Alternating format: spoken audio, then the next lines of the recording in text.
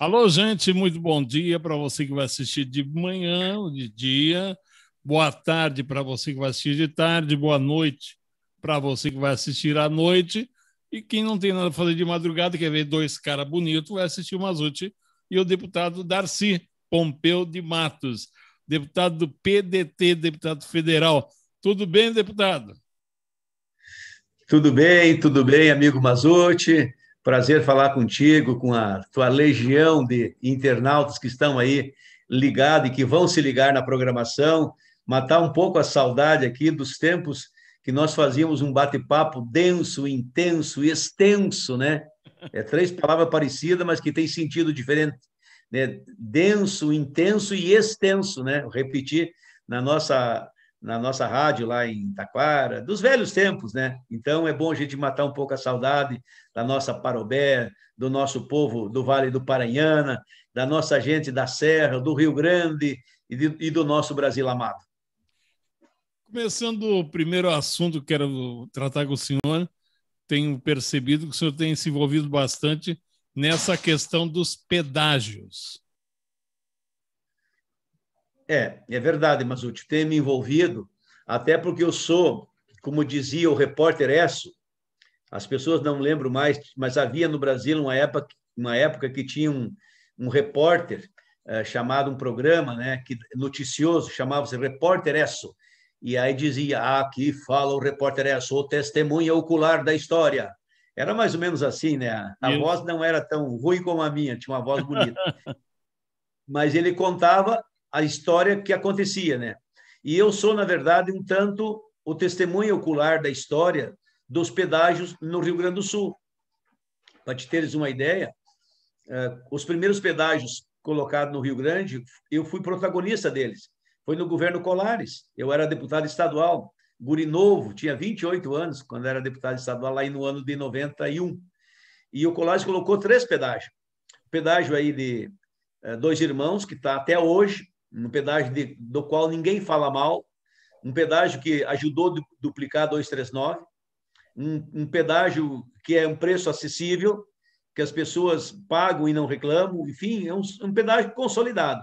O outro pedágio, ali no Rincão do Cascalho, em Portão, Montenegro, Capela de Santana, que vai para Caxias do Sul, acho que é na 122, né?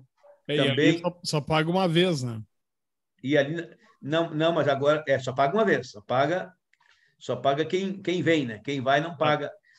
Então é o pedágio mais barato, os 2 pedágios mais baratos, e um terceiro lá em Passo Fundo. São os 3 pedágios mais baratos e com melhor resposta. A gente chama isso de custo-benefício. E foi o Colares que fez, e eu estava junto, né, com muita honra, né, nessa missão. Depois disso veio os pedágios do Brito, que para mim foi o caos.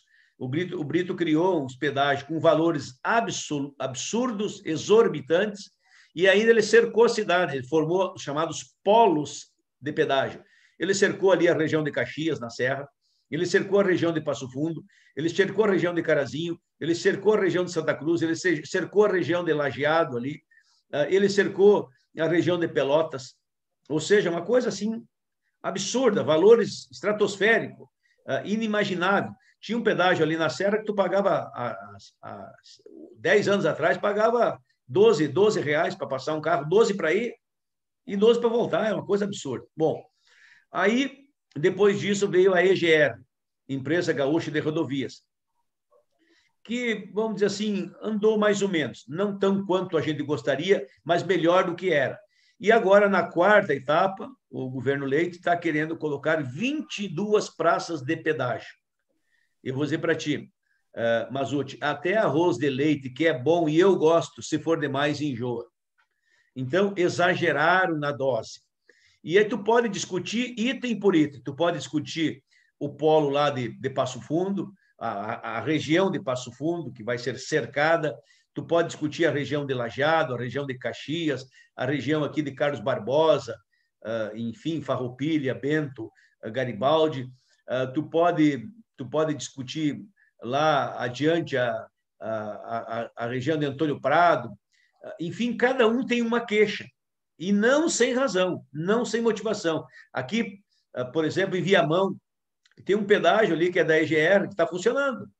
Aí entrar na justiça e conseguiram que as pessoas que moram em Viamão e que para trabalhar tem que passar no pedágio dentro da cidade praticamente, não pagam mais pedágio. O que eles vão fazer? Vão privatizar, mudar de lugar o pedágio só para cobrar de todo mundo.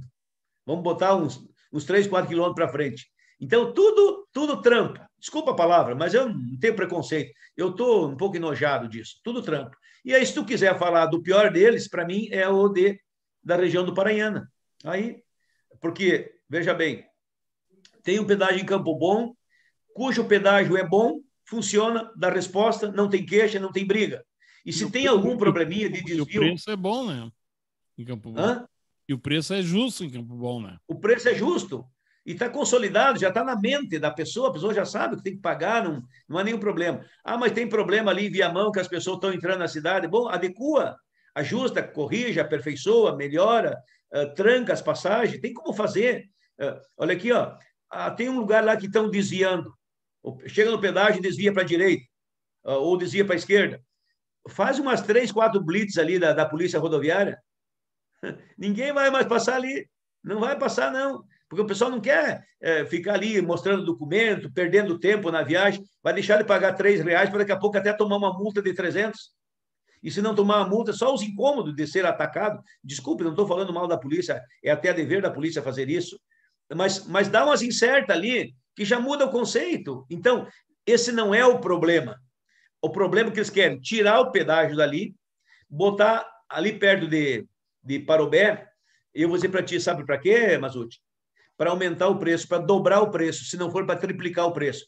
Porque passa muito mais carro no pedágio de Campo Bom, no sentido de ir para a Serra, do que se botar ali em Parobé. Porque colocando em Parobé, tu tira uma boa parte de Novo Hamburgo, tira uma boa parte de Campo Bom, tira toda Sapiranga, Araricá, Nova Hartz, não vai ter pedágio. Tu vai entendendo? Então vai ter menos gente, ou seja, mais gente livre do pedágio. Mas como é que alguém pode trocar o pedágio para perder cliente? É um prego para o pedágio. Mas como eles não pregam prego sem estopa, eu que não sou bobo, não sou filho de pai bobo, se me comprarem por bobo, devolve de madrugada, vão dizer é bom baixinho, bom baixudo, mas de bobo não tem nada, é trampa. Eles querem botar lá perto de Parobé para aumentar, para dobrar o preço. E do couro sai as correias. E as correias vão sair da onde? Do couro, do lombo do povo, do empresário, do empreendedor, do cidadão, do custo do produto. Vão enredar. Além disso, já tem um pedágio a 30, 40 quilômetros ali em Três Coroas. Para o outro lado, se tu olhar, já tem outro pedágio ali em Rolante, quem vai para Santo Antônio da Patrulha. E eles querem botar mais um na 020 ali em Marungava, que eu concordo, porque eu não sou contra pedágio. Eu sou contra o absurdo, o exagero, o provalecimento, né? Eu sou contra o aviltamento, né, que estão fazendo contra o nosso povo e a nossa gente. E eles querem botar, então, um na 020, em Morungava, que eu não vejo problema, porque a 020 precisa ser repaginada, recuperada, em termos de acostamento, em termos de revitalização.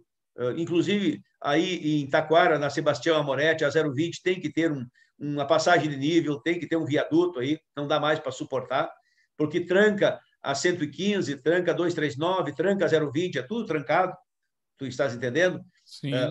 E tu pode ver que eu estou dizendo os números das rodovias de cor, eu vivo por aí, eu moro aí, eu estou encaixado, engajado aí na região, então posso falar com conhecimento de causa, porque eu passo aí toda semana, e não tenho problema de pagar pedágio, o que eu não quero pagar, o que eu não devo.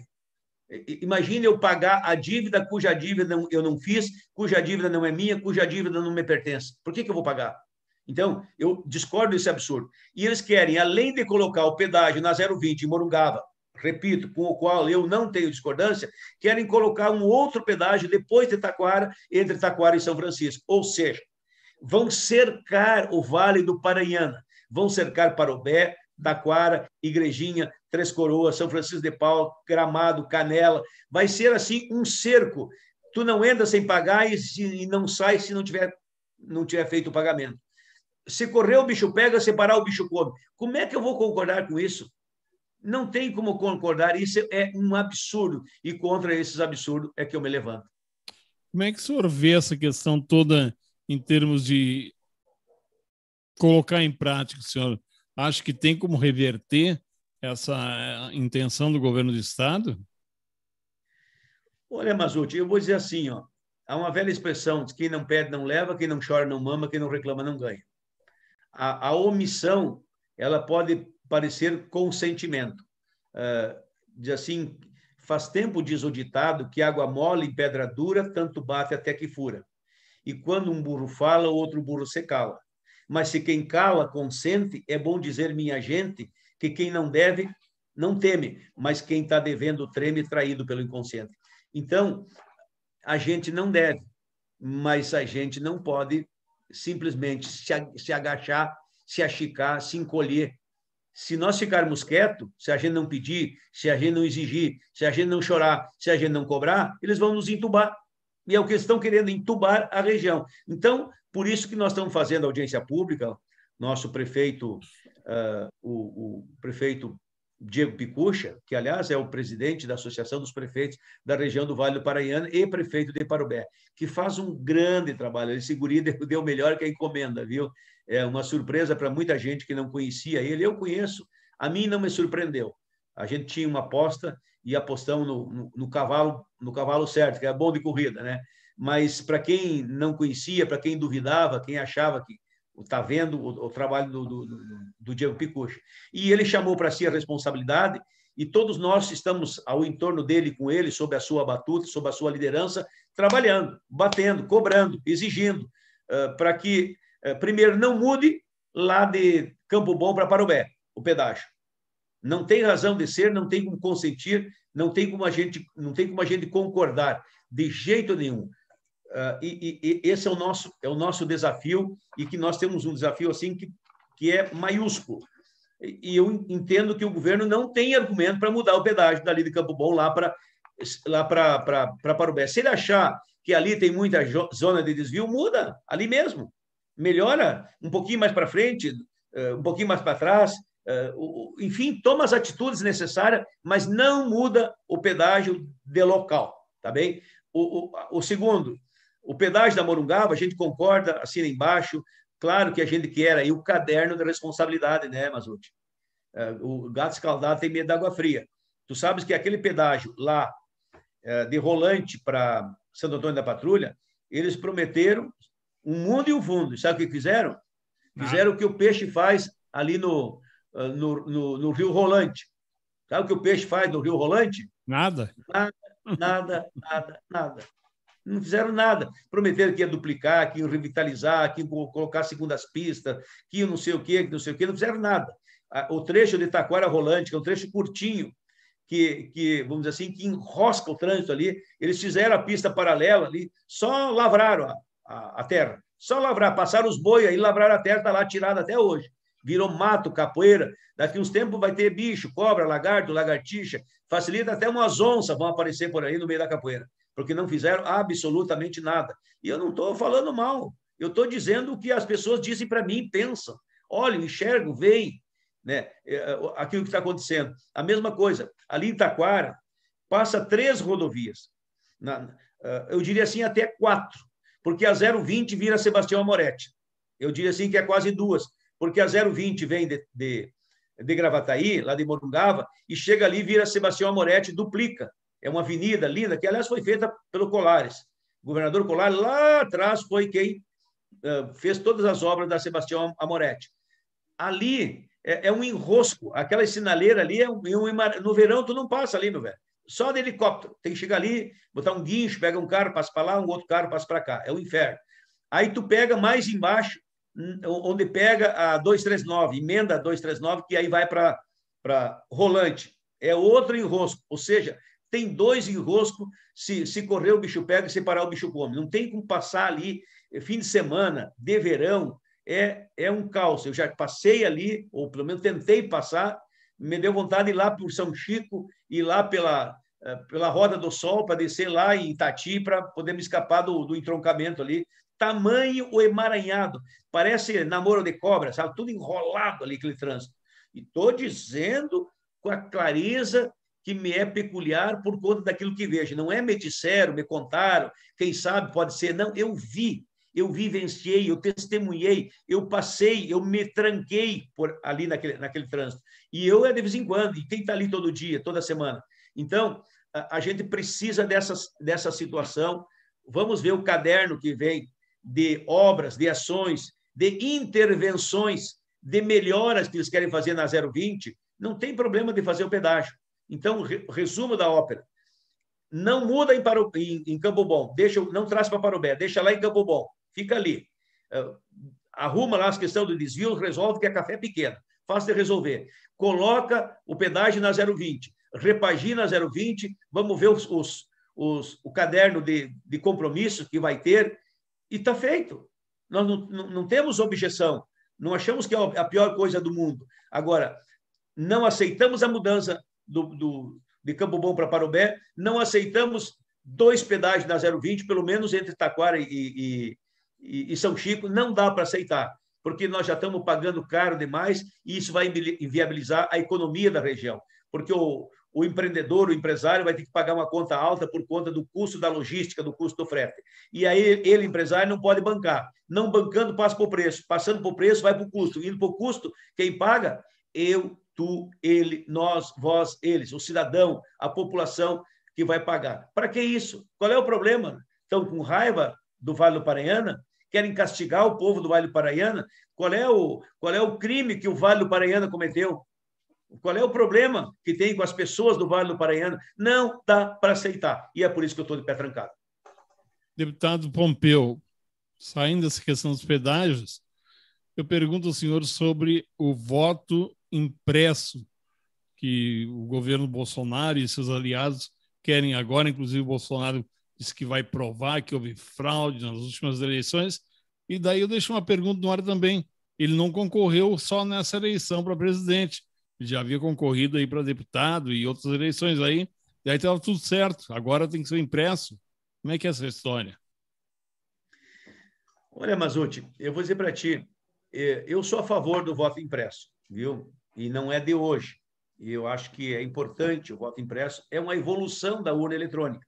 Assim como a gente tem os smartphones, computador, ou até mesmo nós aqui nesse matching, né, que estamos fazendo pela internet, isso aí, se tu olhar há 20 anos atrás, não tinha, 15 anos, né? Não tinha, 10 anos. Aliás, se olhar 2, 3 anos atrás, nós nem fazia isso. 1 ano.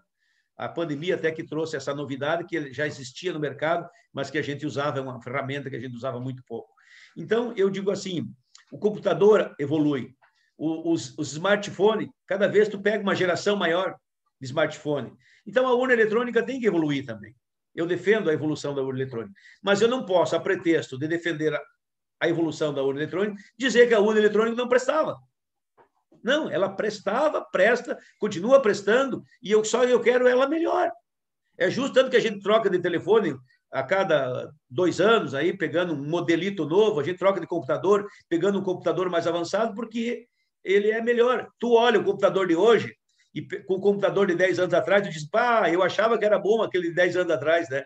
E era bom, era bom. Naquela época era bom. Hoje, olhando e comparando, tu vê que... Mas a vida é assim. Então, eu não vou desfazer do computador de 10 anos atrás, comparando com o computador de hoje. É injusta a comparação. Então, eu não posso dizer que a urna não prestava, não funcionava lá atrás. Ela serviu para o que prestou, cumpriu a missão dela. Eu quero ela agora mais avançada. Então, aí eu já me diferencio naquilo que o Bolsonaro diz. Se o que ele diz, que a urna eletrônica era uma fraude, então todas as eleições dele foram fraudadas. Então, ele está admitindo. Eu quero dizer assim, que não tem como provar que tinha fraude na urna eletrônica e nem tem como provar que não tinha fraude. Eu digo assim, vira a página, passou. Vamos melhorar, vamos evoluir. Não adianta nós ficar falando do passado. Eu sempre digo assim, o jeito de caminhar é para frente. Tanto que a gente tem os olhos na frente, não, os olhos não é na nuca. Porque aquilo que tu já passou, tu não precisa olhar, está na mente. Com os olhos, tu recolheu para a mente e está na tua cabeça. O passado está para trás, mas está na tua cabeça. O futuro está para frente e está nos teus olhos. Então, tu tem que olhar para frente, andar para frente. E o símbolo de andar para frente é o carro. Como é que é o carro? ele tem 4, 5, 6, 8, tem carro com 10 marchas para frente e uma para trás. É para andar para frente e bastante para frente e pouco para trás. Tem um para-brisa bem grande e 2 ou 3 retrovisores bem pequenos, para te olhar pouco para trás e bastante para frente, porque é para frente que se anda. Então, eu olho para frente. E, nesse contexto, eu vou te contar o que eu sei, o que eu vi e o que eu vivi. Em 1982, não repara que o sino está tocando aqui, o sino toca perto de casa aqui, então bate forte, mas ele bate por um tempo só. Então, veja bem, no ano de 1992, 82, o Brizola é candidato a governador no Rio de Janeiro. E lá eles fraudaram a eleição e o voto era manual, não era impresso, era na mão. Só que a totalização era no sistema de computador. E o que aconteceu? O computador estava logrando o Brizola. No voto impresso, o Brizola ganhava. No voto contado à mão. E no voto totalizado, ele perdia. Que quando caía no computador, o computador tinha um programa que desviava os votos do Brizola para outros. Como o voto era impresso, houve a denúncia e recontaram o voto impresso e acabaram com a fraude. Desde então, o Brizola ficou com aquilo na cabeça, desconfiado. E tu sabes que galo torto é desconfiado. Por quê? Furaram o olho dele, ele tem que cuidar do olho que sobra, né? Gato escaldado tem medo da água fria. Ele tomou uma escaldada da água quente e qualquer água para ele, ele acha que é quente. Então, o Brizola ficou muito desconfiado. Quando veio a urna só veio em 96. 96. Ela foi implementada em 96, 98 e 2000. Nessas 3 eleições foi implementada a urna eletrônica, por etapa. Pois bem, o Brizola sempre ficou desconfiado. Eu, como deputado federal, as pessoas não lembram, mas você sabe, e eu reafirmo, eu fui eleito no ano de 1998, federal. Faz tempo, né, Mazzucchi? Né? Diz que a gente dá tempo ao tempo, para que com o tempo tenha tempo, desde que não perca tempo, chega o tempo no tempo certo. Então, lá se vai um tempo. Mas a verdade é que o diabo não é diabo só porque tem tempo. Não é só porque é inteligente, mas porque tem tempo, tem experiência. Então, a experiência me ensina. Tanto que lá, no ano de 2000, ou seja, 21 anos atrás, o Pompeu de Matos, que aqui está falando contigo, apresentou um projeto de lei número 3.693. Pode procurar na internet aí. /2000, ou seja, no ano de 2000.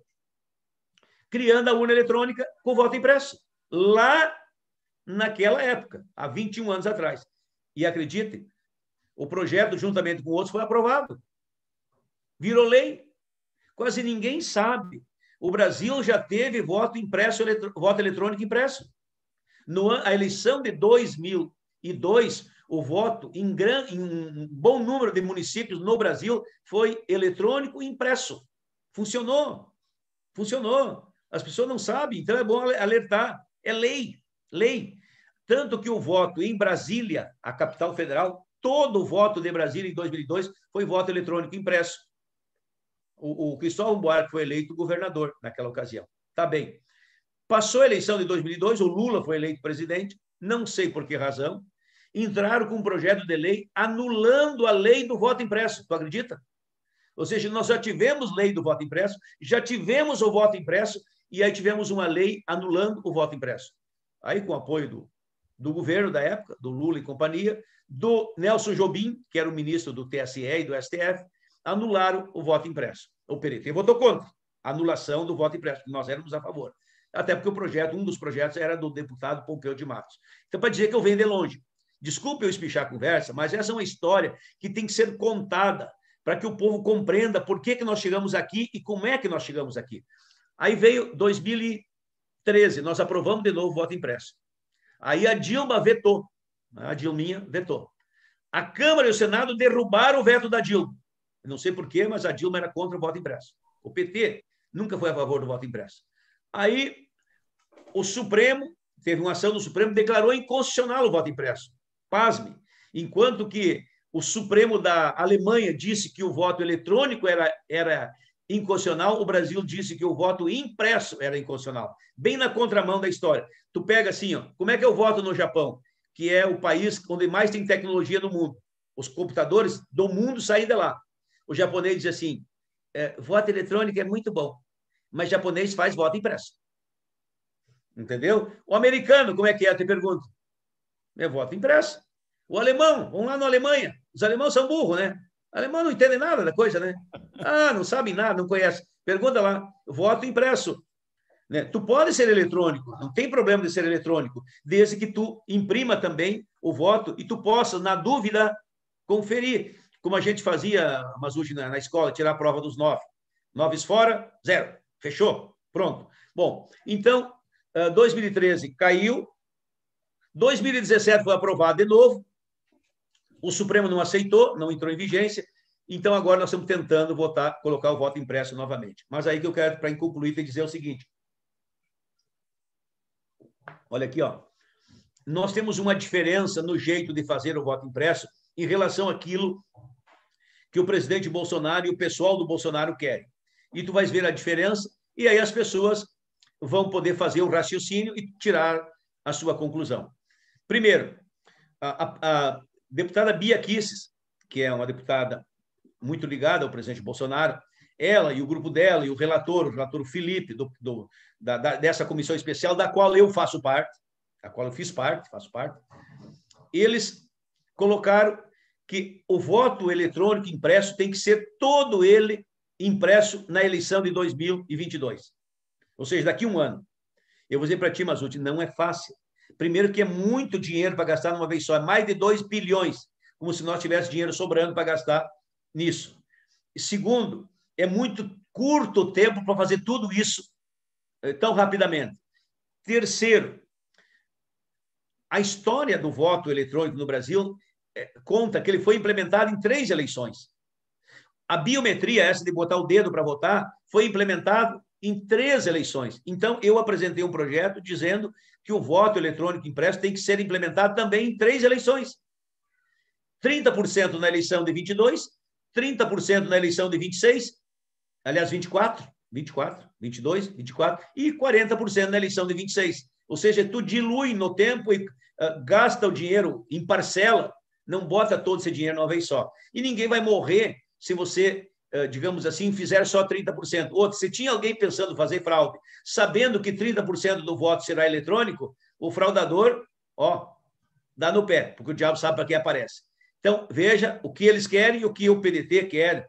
Por acaso, o projeto é meu. São 3 as diferenças. A segunda diferença, eles querem que todo voto impresso seja contado. Eu acho isso um absurdo, porque se tu vai contar todos os votos impressos, então não precisa ser eletrônico. O que eu propus? Que seja contado só 10% dos votos. Se contou 10%, por isso que diz voto auditado.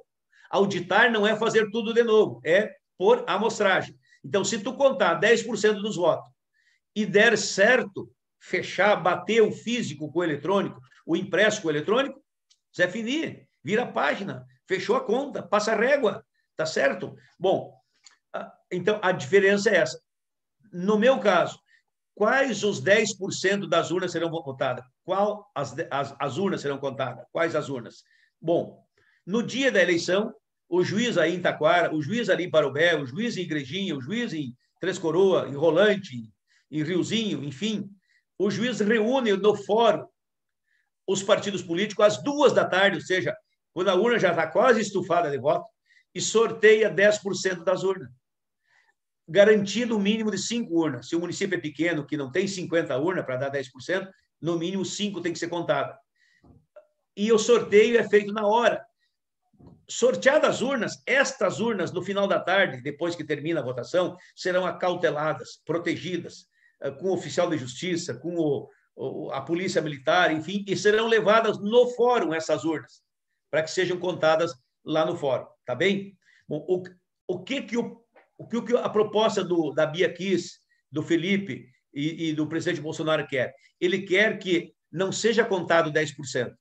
Ela quer que seja contado 100% das urnas, e o que é pior, lá aonde funcionou a sessão. Então, me dá um local de Taquara, por exemplo, lá no... Colégio Santa Terezinha. Comunidade Santa Terezinha, mas lá onde tinha o nosso vereador do PDT, lá quem vai para... Lá no interior. me deu um branco no nome aqui. No Filber. Lauri, né? O Lauri. Padilha. Na Padilha. Vamos pegar a Padilha, porque eu acho que é a comunidade mais longe, né? Isso. Então, vamos dizer que lá na Padilha. Então, lá, o que vai acontecer? Como eles querem, o mesário passa o dia inteiro na mesa para controlar a votação, enfim, toda aquela situação, né? Os mesários ali. Terminou a eleição, o mesário tem que abrir a urna e eles, mesário, varar à noite contando voto. Nós vamos ficar 5 dias contando voto de novo, se tiver que contar 100% dos votos.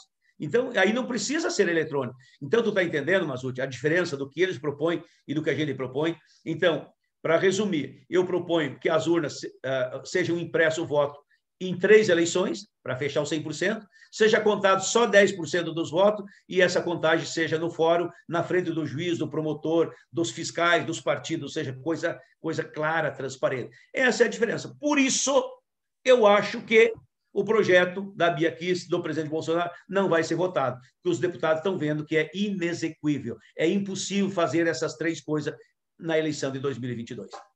Para encerrar, o PDT no Vale do Paranhana, mais especificamente em Taquara, onde tínhamos aí o Delcio prefeito, a Michele, tínhamos várias lideranças, Lauri Filman, o doutor Cláudio Rocha, enfim.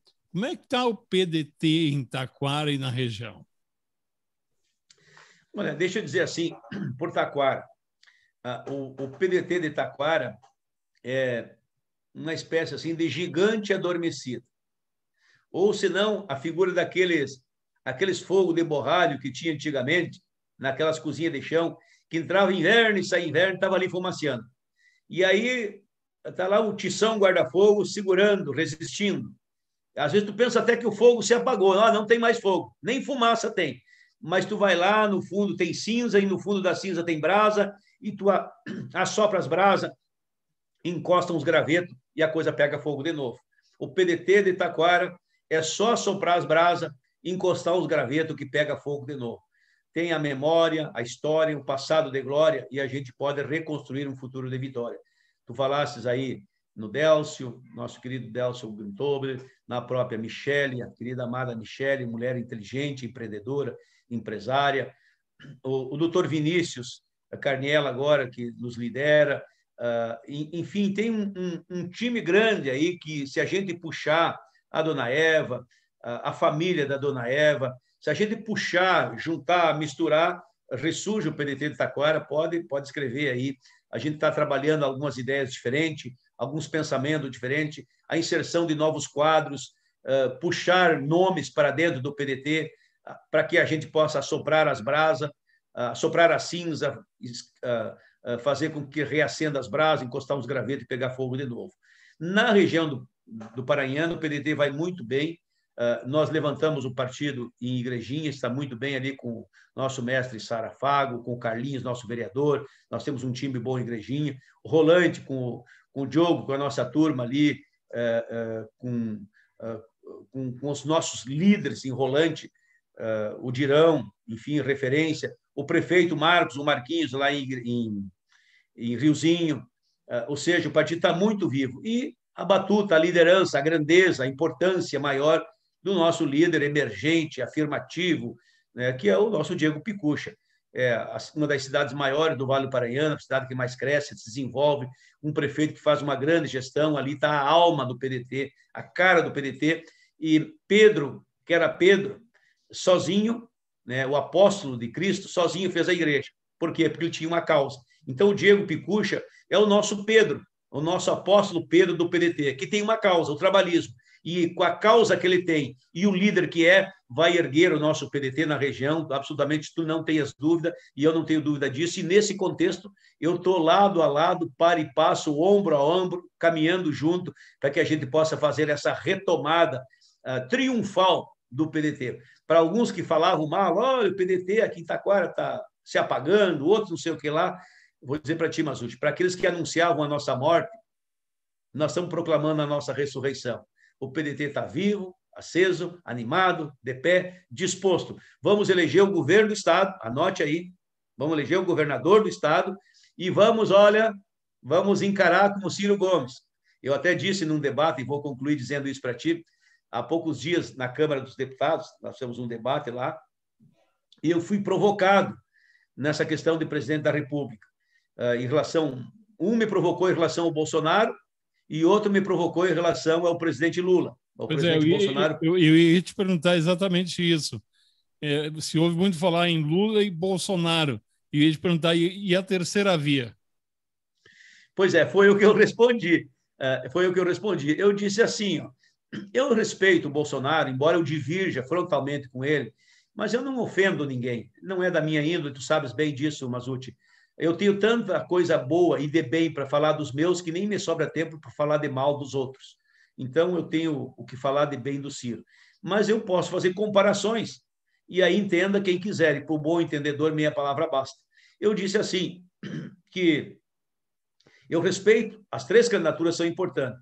Do presidente Bolsonaro, que quer ir à reeleição, do presidente Lula, que quer voltar a ser presidente, e do ex-governador e ex-ministro Ciro, que quer ser o presidente. Bom, aí eu disse assim, que o Lula e o Bolsonaro é mais do mesmo. Se não for mais, do pior. Eles são aqueles que se retroalimentam. Um ajuda o outro. Sabe aquela coisa da gangorra? Um levanta o outro e ficam ali se balançando. São como irmãos siameses. Eles se retroalimentam. Para um sobreviver, o outro tem que estar vivo. E para um viver, o outro não pode morrer. Então, porque eles estão ali enredados um com o outro. Lá em Brasília tem aquela figura lá do Congresso Nacional, que é aquelas duas bacias, né? Uma para cima, outra para baixo. Como é que é? O côncavo e o convexo. Côncavo e o convexo. Eles são o côncavo e o convexo. Eles se combinam. Eles são o espelho e o reflexo. O Lula olha no espelho, sabe quem que ele enxerga? O Bolsonaro. O Bolsonaro olha no espelho e enxerga quem? O Lula. Por quê? Porque o sonho do Bolsonaro é encontrar no segundo turno da eleição o Lula. Porque ele, Bolsonaro, pensa assim, o Lula, o PT, com todos os problemas que tem, denúncia, falcatrua, não sei o quê, que eu não quero nem falar, ele, Bolsonaro, pensa, desses mortos aí eu ganho. Então, ele fica desejando encontrar o Lula. O Lula, por outro lado, diz, não, mas eu quero ir com o Bolsonaro, porque o Bolsonaro, essas coisas que o Bolsonaro fez da vacina, dos desvios, denuncia o quê, enfim, tudo que denunciam por aí, o Lula pensa, não, do Bolsonaro eu ganho.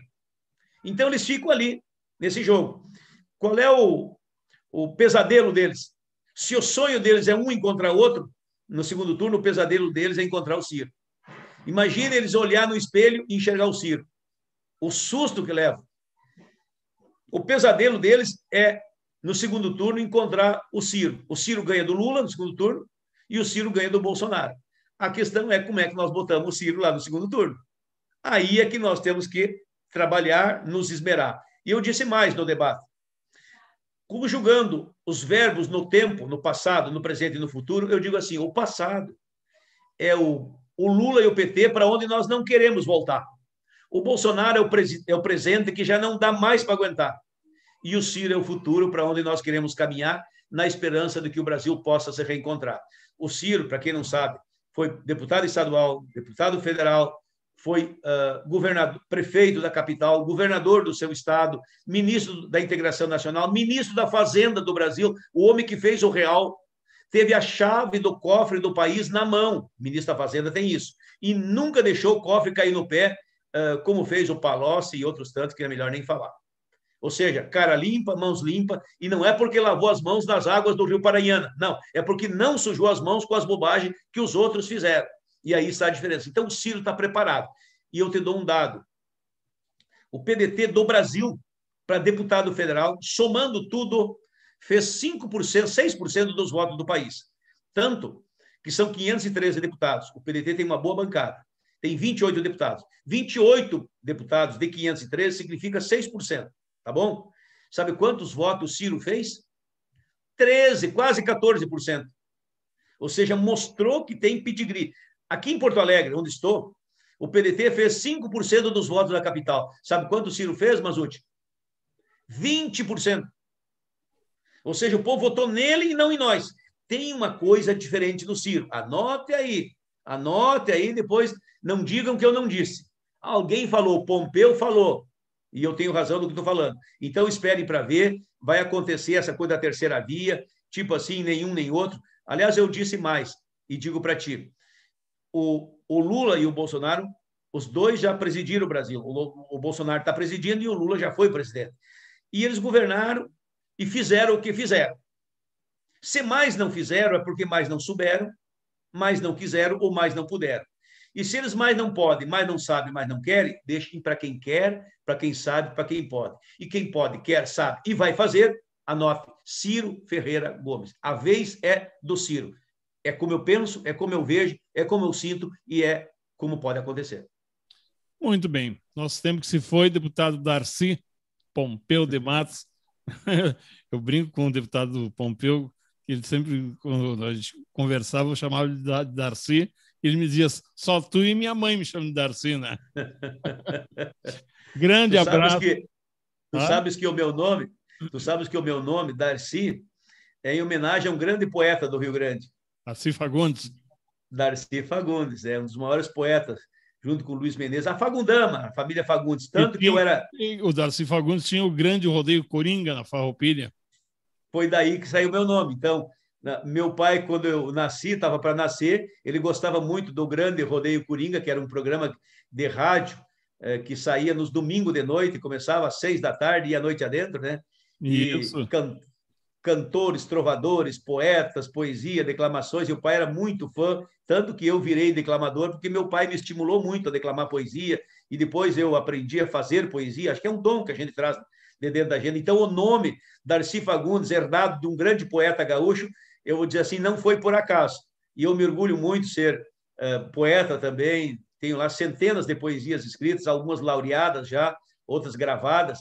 E além dessa ideia, e no campo político, meu grande inspirador, Darcy Ribeiro, o homem da educação do Brasil, o homem de referência, governador do Rio de Janeiro, foi vice-governador, foi governador, o Darcy Ribeiro, senador, o grande homem da educação do Brasil, me orgulha muito e eu procuro honrar esse nome, embora poucos saibam que o meu nome é Darcy, mas dentro de mim tem um Darcy que se inspira nesses quadros, nesses nomes, nesses homens, nesses valores, para não esquecer quem eu sou, onde é que meu umbigo está enterrado, aonde eu nasci, da onde vim, por onde passei, com quem eu estive, onde estou e para onde é que vou, para não se perder na caminhada, norte, rumo e direção. Um grande abraço, deputado. Obrigado pela presença aí. A gente volta a conversar.